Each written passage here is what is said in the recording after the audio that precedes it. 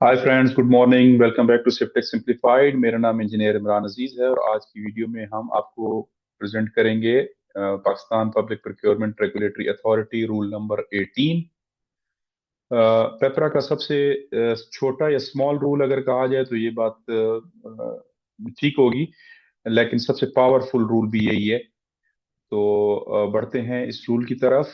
ये rule discuss करता है disqualification of contractors and suppliers को। अभी तक हमने रूल 15, 16, 17 और आज में 18, तो ये सारा जो टॉपिक है फ्रॉम रूल 15 टू 18 ये कवर करता है ओवरऑल प्री क्वालिफिकेशन प्रोसेस को। इसमें हमने आपको प्री क्वालिफिकेशन के बारे में रूल 15 में एक्सप्लेन किया। Then we explain rule in rule 16 we explain in detail the process of pre qualification, evaluation criteria, और हमने साथ पाकिस्तान इंजीनियरिंग काउंसिल की गाइडलाइंस के साथ भी आपको मुतारफ करवाया। Then in rules 16A and 16B हमने काफी डिटेल में डिस्कस किया फ्रेमवर्क एग्रीमेंट्स को, उसकी टाइप्स को और उसकी मजीद जितनी भी एक्सप्लेनेटरी नोट्स थे। और फिर हमने रूल 17 में लास्ट वीडियो में डिस्कस किया qualification of contractors and suppliers को। होपफुली अब तक आपका एक बेस बिल्टअप हो चुका है सिफ्टेक सिंप्लीफाइड के साथ पेपर रूल्स के ऊपर और स्पेशली प्री क्वालिफिकेशन के टॉपिक के ऊपर। इस टॉपिक का आखिरी रूल है रूल 18, जो कि फर्दर डिस्कस करता है डिसक्वालिफिकेशन के प्रोसेस को। उन कॉन्ट्रैक्टर्स या उन सप्लायर्स के खिलाफ डिसक्वालिफिकेशन का प्रोसेस जिन्होंने कोई मिसलीडिंग की है अपनी सबमिशंस के अंदर ड्यूरिंग प्री क्वालिफिकेशन प्रोसेस, उन्होंने कोई मिस रिप्रेजेंटेशन की है या कोई फॉल्स इंफॉर्मेशन या फेक डॉक्यूमेंट सबमिट किए हैं, तो पेपरा आपको अलाउ करता है बीइंग प्रोक्योरिंग एंटिटी कि आप उस कॉन्ट्रैक्टर या उस सप्लायर को इस प्रोसेस से डिस्क्वालीफाई कर सकते हैं। उसका क्या प्रोसेस है आगे चल के आपको मैं एक्सप्लेन करता हूँ, रूल के साथ भी और प्रैक्टिकल केस स्टडीज के साथ भी। Let me share my screen before we proceed further so that I could share my presentation with you.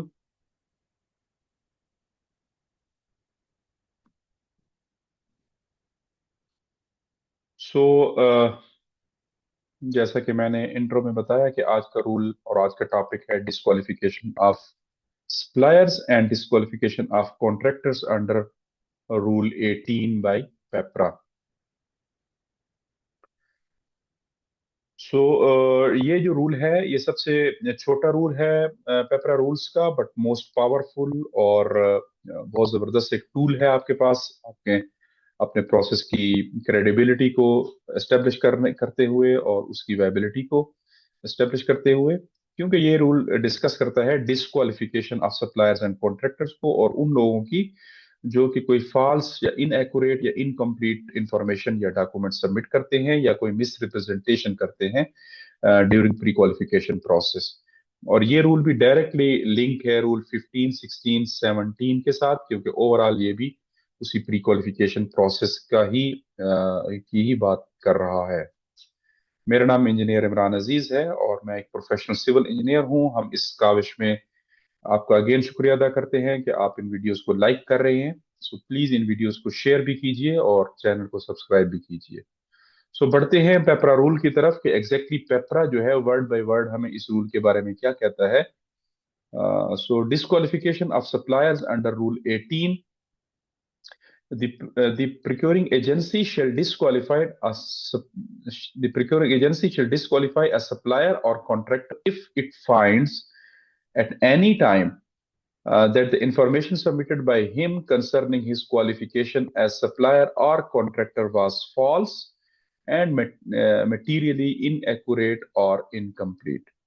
You have the power to establish at any time during the procurement process कि आप अगर establish कर लें कि false information submit की गई है या इनएक्यूरेट या फेक या इनकम्प्लीट सबमिशन है, तो at any stage of the procurement process या प्री क्वालिफिकेशन प्रोसेस आप उस सप्लायर को, उस वेंडर को, उस कंपनी को या उस कॉन्ट्रैक्टर को डिस्क्वालीफाई कर सकते हैं इस प्रोसेस से। ये आपको एक काफी अच्छी किस्म की पावर्स देता है अगर इन केस ऑफ मिस रिप्रेजेंटेशन की गई है तो।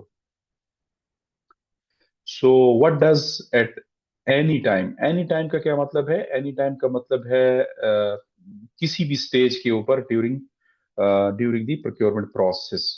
It can be before pre qualification, it can be during pre qualification evaluation process में जब आपकी केसेस हों, ड्यूरिंग बिडिंग और during evaluation of the bids की स्टेज पे ऊपर. अब फॉर एग्जांपल आपने प्री क्वालिफिकेशन प्रोसेस कंप्लीट कर दिया है and you have send the notice के ये मेरे कॉन्ट्रैक्टर्स या ये सप्लायर्स मेरे प्री क्वालिफाई हो चुके हैं and they are invited to submit the bids. और जब आपके पास बिड आती है और उस स्टेज के ऊपर आपके पास कोई इंफॉर्मेशन, जिस तरह रूल 17 में हमने डिस्कस किया, कोई इंफॉर्मेशन आती है तो वहां पे आप उनसे रीसबमिशन डिमांड कर सकते हैं रूल 17 में उन डॉक्यूमेंट्स की जो प्री क्वालिफिकेशन स्टेज पे तो आपके पास कंसिडर हो गए थे एक्यूरेट या correct at the face of the documents, but during the bidding process आपको किसी ने पॉइंट आउट कर दी कोई डॉक्यूमेंट, तो आप रूल 17 आपको ये कहता है कि आप उन डॉक्यूमेंट्स को रीसबमिशन का कहेंगे कॉन्ट्रैक्टर को. और फिर रूल 18 आपको पावर देता है कि अगर रीसबमिशन के बाद वो डॉक्यूमेंट्स वाकई प्रूफ हो जाए कि ये फेक है या मिसिंग है, तो आप रूल 18 का हवाला देके उनको स्ट्रेट अवे डिस्क्वालीफाई कर सकते हैं. सो ये भी ख्याल रखिएगा कि ये डिस्क्वालिफिकेशन टेम्परेरी होगी, उस प्रोसेस की हद तक होगी. इसको आप मिक्स ना कीजिएगा. अक्सर लोग इसको मिक्स करते हैं बार के साथ या जो उसकी रूल 19 में हम पढ़ेंगे आगे जाके परमानेंट उसको बार करने के लिए या ब्लैक लिस्टिंग के साथ. तो ये ब्लैक लिस्टिंग नहीं है बल्कि disqualification from that very tender और that very case of pre qualification है. So it can be before और after the award of the contract. For example आपने किसी कॉन्ट्रैक्टर को प्री क्वालिफाई कर दिया, आपने किसी कॉन्ट्रैक्टर को एवेल्युएशन प्रोसेस में कंप्लीट किया, देन आपने उसको इनवाइट किया कि वो टेंडर सबमिट करे और उसने टेंडर सबमिट कर दिया और लकीली वो विन भी कर गया वो बिड. अब आपने उसको वर्क ऑर्डर इशू करना है. अब आपके पास बिफोर अवार्ड का मतलब है कि वर्क ऑर्डर से पहले अगर आपको कोई मिस रिप्रेजेंटेशन उसकी फ्लैग आउट हो जाती है और आप उससे रूल 17 में रीसबमिशन मांगते हैं, तो एक तो आपने प्रोसेस को रोकना है और फिर उसको बिफोर अवार्ड आपने डिस्क्वालीफाई करना है और फिर आपने उसको रीबिड करना है उसको प्रोसेस को.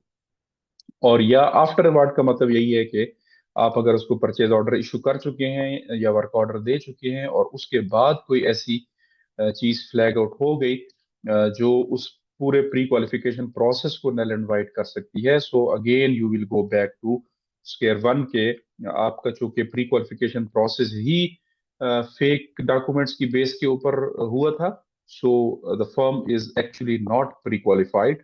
So if the firm is not pre-qualified, so the firm is not eligible to submit the tenders and submit the bids. So ultimately, uh, the firm will stand disqualified or tender will be cancelled and work order will be cancelled. So even during the contract execution, ये power आपके पास during implementation stage भी है. Like PO के बाद वो even के mobilise भी हो गई फर्म और फिर उसका कोई डॉक्यूमेंट ऐसा है कि जो फेक प्रूफ हो जाता है, उसकी कोई बैंक गारंटी फेक निकल आती है या उसके कोई भी document, so you always have the power to disqualify that vendor based on their misrepresentation जो ही वो डिस्कवर हो जाए.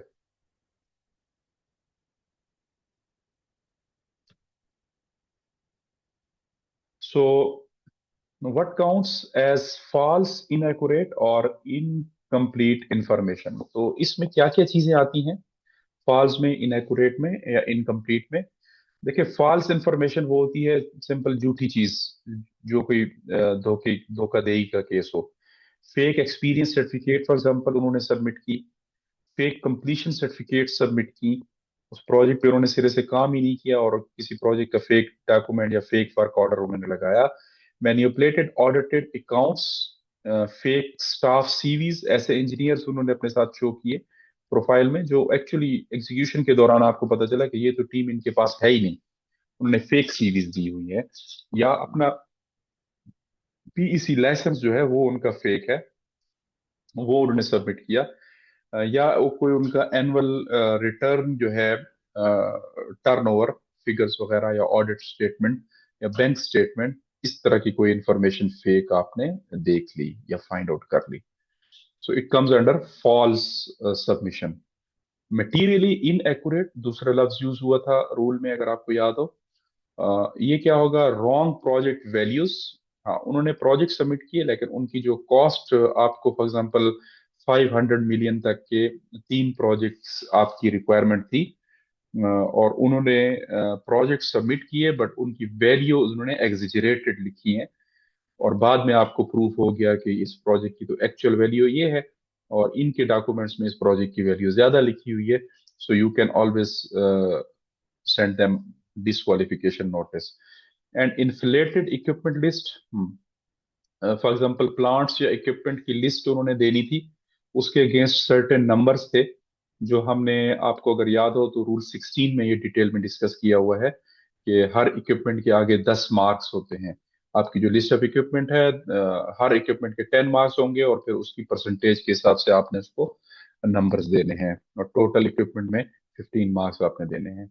सो इन्फ्लेटेड इक्विपमेंट लिस्ट उसने दी है, कोई ऐसे इक्विपमेंट जो उनके पास फ्लीट में बिल्कुल है ही नहीं, और उन्होंने दे दी आपको लिस्ट में, और आपने उसके अगेंस्ट उनको नंबर्स भी दिए और उन्हीं नंबर्स की बेस पे वो क्वालिफाई स्टैंड किया। सो अब आपने वो लिस्ट पकड़ ली और आपके आपके पास रिपोर्ट हो गई या साइट से आपको टीम ने बता दिया कि ये इक्विपमेंट है नहीं, तो आप उसके ऊपर भी उनको डिस्क्वालीफाई कर सकते हैं। फेक मशीनरी ओनरशिप डॉक्यूमेंट्स, ये भी नॉर्मल है अपनी से, जाहिर है कि अगर मशीनरी के डॉक्यूमेंट्स उन्होंने फेक दिए हैं तो उसके ऊपर भी आप उसको डिस्क्वालीफाई कर सकते हैं। The third one is incomplete information. Information उसके पास ठीक है बट उसने लिखी नहीं, इनकम्प्लीट की है। कोई डिस्क्लोजर उसने देना था, फॉर एग्जांपल लिटिगेशन का डिस्क्लोजर मैंडेटरी था देना, वो उसने नहीं दिया, या उसने दिया तो फेक दिया। एक्चुअली वो किसी डिपार्टमेंट के साथ लिटिगेशन में था बट उसने कहा कि नहीं, मैं कहीं भी ऑल पाकिस्तान लिटिगेशन में नहीं हूँ, और बाद में आपके पास किसी कोर्ट केस का रेफरेंस आ जाता है, या आपको किसी और सोर्स से पता चल जाता है, तो it can also be like considered as incomplete information. Hiding blacklisting from another department, ये भी वो छुपा सकता है आपसे, और अगर छुपाई है तो इसके ऊपर भी आप उसको कर सकते हैं डिस्क्वालीफाई। नॉट डिक्लेयरिंग जेवी पार्टनर एज डिबारमेंट, कोई उसके साथ फॉर एग्जांपल जॉइंट वेंचर में कोई फॉरेन कंपनी है, या अगर वो फॉरेन है और कोई लोकल कंपनी जॉइंट वेंचर में, और वो लोकल कंपनी या वो फॉरेन कंपनी बैंक करप्ट है या डीबार हुई हुई है किसी डिपार्टमेंट से, तो वो भी आ सकता है इसमें। Not sharing full financial liabilities, वो अपने लाइबिलिटीज जो है वो आपसे प्रॉपरली शेयर नहीं कर रहा, तो इसके ऊपर भी आप उसको डिस्क्वालीफाई कर सकते हैं। एक छोटी सी एग्जांपल लेते हैं और फिर हम आगे बढ़ते हैं। ये एग्जांपल है, फॉर एग्जांपल सीएनडब्ल्यू डिपार्टमेंट का कोई रोड का प्रोजेक्ट है, और कॉन्ट्रैक्टर ने ड्यूरिंग प्री क्वालिफिकेशन ये क्लेम किया था कि ओनरशिप ऑफ असफाल्ट प्लांट उसकी अपनी है। ठीक है, उसका अपना असफाल्ट प्लांट है, और कैपेसिटी आपने जो मेंशन की थी उसके हिसाब से ही था। और दूसरा उसने कहा कि ऑनरशिप सर्टिफिकेट उसने भी प्रोवाइड की उसकी। But during the execution process, जब आपका प्रोजेक्ट स्टार्ट हो गया, तो आपको पीएम ने रिपोर्ट किया कि जी जो असफाल्ट प्लांट है तो ये तो साइट के ऊपर उन्होंने अपना नहीं लगाया, बल्कि they are getting the asphalt readymade asphalt from somebody else, और या किसी और नियर बाई प्लांट से वो ले रहे हैं। So verification showed that the plant was rented for only 15 days, या किसी से उन्होंने ऑफ कोर्स रेंट के ऊपर लिया है, और ये चीज रिपोर्ट हो गई, so it comes under misrepresentation. So disqualification under rule 18 is then active, और आप उसको इमीडिएटली डिस्क्वालीफाई कर सकते हैं इस मिस रिप्रेजेंटेशन के ऊपर। तो I hope the practical example is now clear. For example कोई प्रोजेक्ट है पब्लिक हेल्थ इंजीनियरिंग डिपार्टमेंट की, कोई वाटर सप्लाई स्कीम है, और उसमें सप्लायर ने सबमिट किए थे 3 एक्सपीरियंस सर्टिफिकेट्स। उसके अगेंस्ट आपने उसको मार्किंग दी, और ओवरऑल जो एक्सपीरियंस के 35 मार्क्स हैं उसमें इसकी अपनी एक वेटेज थी, और उस वेटेज की बुनियाद के ऊपर ऑफ कोर्स वो टोटल कमुलेटिव नंबर्स में काउंट हुआ, और वो सप्लायर जो है प्री क्वालिफाई कर गया। And department ultimately verified only one of them to be genuine, वो उन तीन में से उनकी जेन्युइननेस सिर्फ प्रूफ हो सकी एक की। सो अगेन इसके ऊपर भी इमीडिएट डिस्क्वालिफिकेशन बनती है, ऐसे केसेस के ऊपर भी। So remember, being contractor you have to share the exact and accurate experience certificates and completion certificate जो बिल्कुल एक्यूरेट हो। तो always avoid to submit any fake document because it can lead you to the disqualification. Similarly, in case of any health facility or fire safety equipment की upgradation का कोई project है, a bidder concealed past performance failures. Upon technical verification, the department discovered two contracts terminated due to slow progress, so the bidder will stand disqualified for incomplete disclosure. तो ऐसी examples भी हमने देखी हैं कि बिडर्स कंसील करते हैं last progress को या लास्ट प्रोजेक्ट की परफॉर्मेंस को। सो ये भी as a ground for disqualification बन सकता है। सो पेपरा को जरूरत क्यों पड़ी? बेसिकली इस स्लाइड में बताने का ये मकसद है कि इस रूल को लाने की क्या जरूरत पड़ी, इसका पर्पस क्या था। सिंपल बात है कि पर्पस था फ्रॉडुलेंट प्रैक्टिसेस को रोकना और करप्ट प्रैक्टिसेस को रोकना, फेवरेटिज्म्स को खत्म करना और फेयर कंपटीशन और उसकी जो वैलिडिटी या वैल्यू फॉर मनी है वो अचीव करना। तो ये रूल आपको फ्रॉड से बचाता है। It ensures that only capable and honest firms participate in the process. Of course इससे फायदा फिर ये होगा कि पब्लिक मनी आपकी प्रोटेक्ट हो जाएगी, बिल्ड कॉन्फिडेंस इन प्रोक्योरमेंट और reduce litigation and project failures.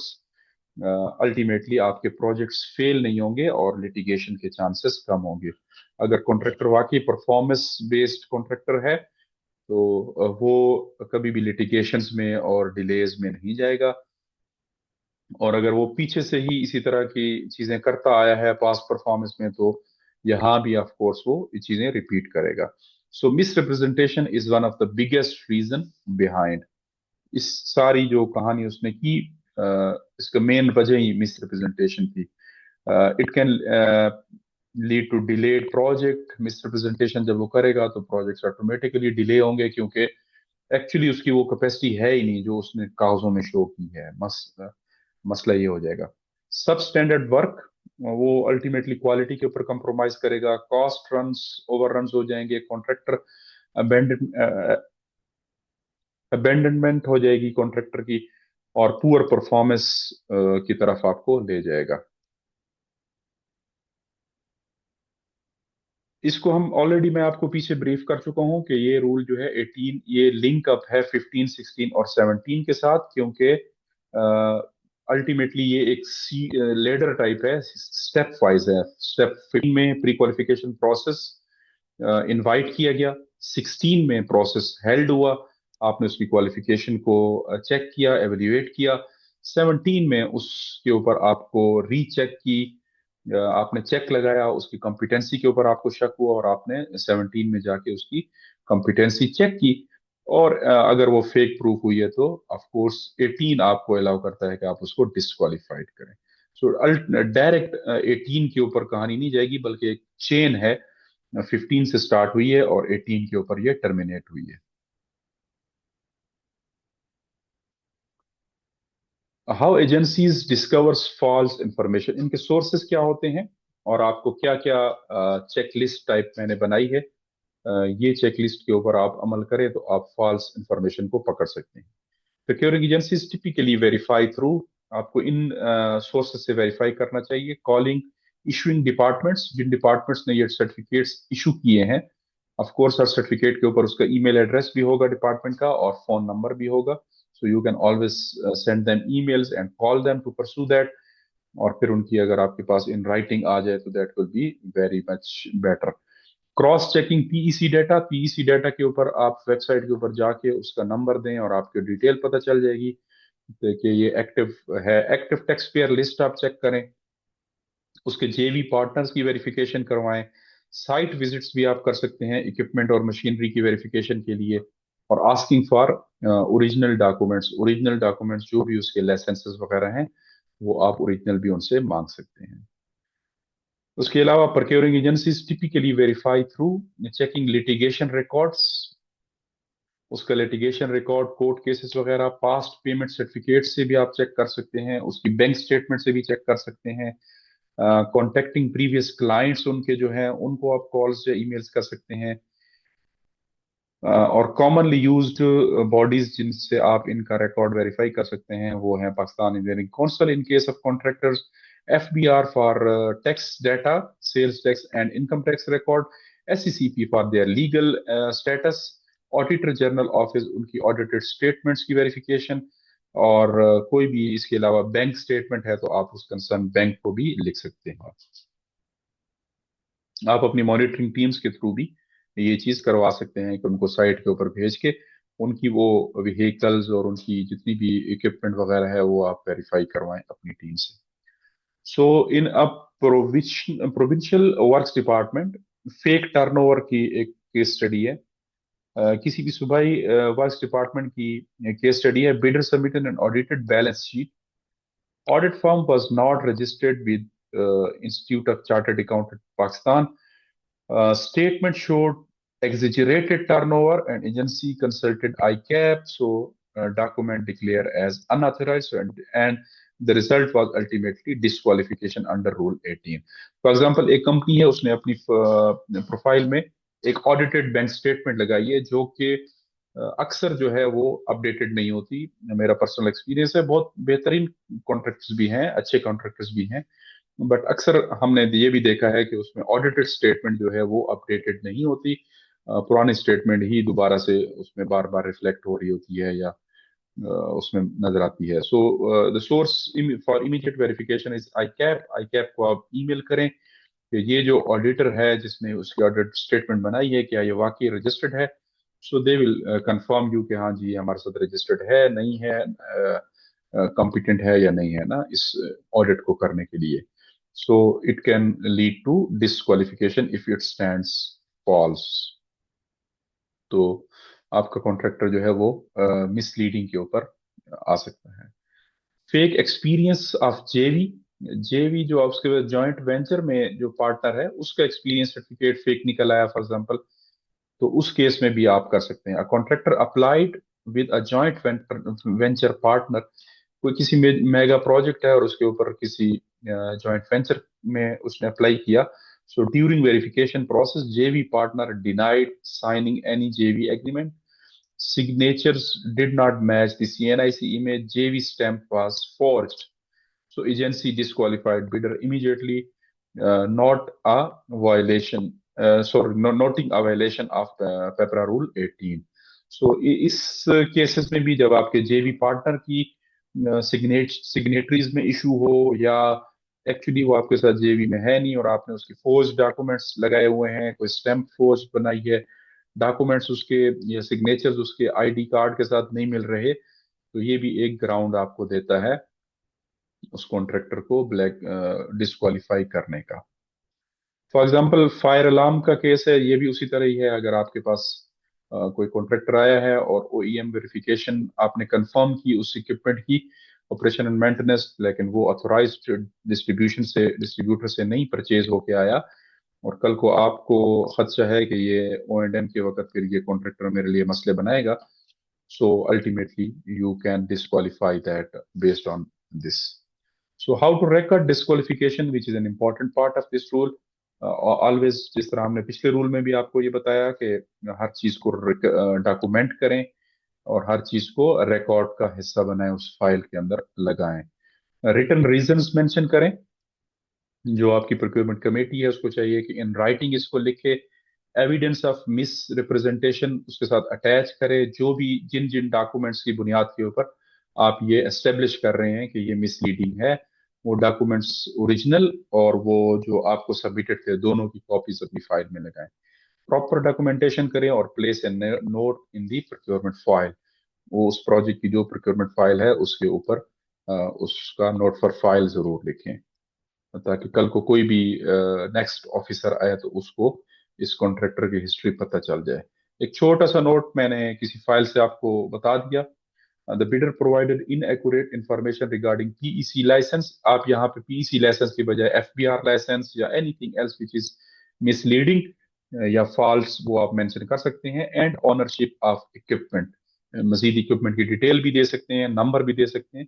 Verification from PEC and site inspection confirms misrepresentation, so disqualified under PEPRA 18. So the direction, और ऑफ कोर्स आप खुद नहीं करेंगे बल्कि आप एक रिकमेंडेशन देंगे अपनी कंप्लेंट अथॉरिटी को, और डिस्क्वालिफिकेशन भी उसी अथॉरिटी से अप्रूव होगी जिससे प्री क्वालिफिकेशन अप्रूव होनी है।